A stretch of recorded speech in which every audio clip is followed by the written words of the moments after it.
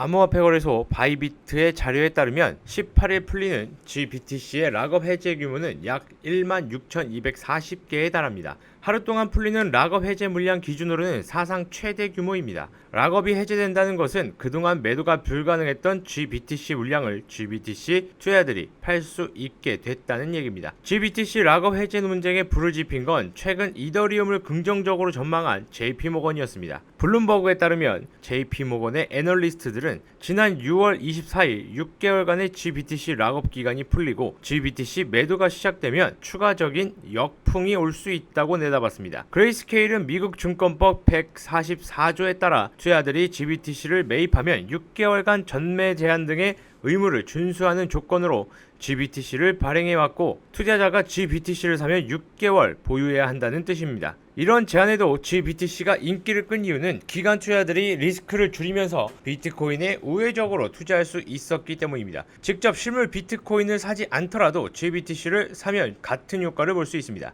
업계에서도 GBTC의 락업 해제를 우려스럽게 바라보는 시선이 있습니다. 암호화폐 금융 서비스 업체인 셀시우스의 알렉스 마신스키 최고 경영자는 지난 4일 트위터를 통해 헤지 펀드들은 레버리지 대출을 이용해 GBTC를 지난 1월과 2월에 걸쳐 매입했다며 다음 주부터 락업이 해제되기 시작한다고 밝혔습니다. 그러면서 그는 비트코인이 29,000달러까지 떨어질 수 있다고 내다봤습니다. 그러나 마신스키 CEO는 7월 이후에는 비트코인이 14만 달러에서 16만 달러까지 오를 것으로 전망했습니다. 바이비트의 자료에 따르면 7월 23일 이후 GBTC의 락업 해제 규모는 급감했다가 8월 12일 18일 각각 3,460개, 1,670개의 락업이 해제될 예정입니다. 8월 26일부터는 락업 해제 물량이 0이 됩니다. 마신스키 CEO 역시 이를 염두에 두고 락업 해제 물량이 급감하는 7월 이후 비트코인 상승을 점친 것입니다. 반면 GBTC 락업 해제가 실물 비트코인에 영향을 끼치지 않을 것이라는 전문가들의 의견도 있습니다. 크라켄 산하 분석기관이 크라켄 인텔리전스는 지난 8일 7월에 4만 개에 달하는 GBTC의 락업이 해제되지만 비트코인 현물에는 중대한 영향을 끼치지 않을 것으로 보인다고 내다봤습니다. 그러면서 SEC에 따르면 GBTC 락업 해제 물량의 대부분은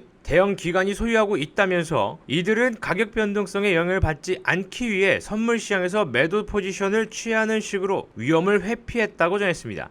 이렇게 되면 락업이 해제되기 전에 가격이 내려가도 해지 전략으로 리스크를 줄일 수 있습니다.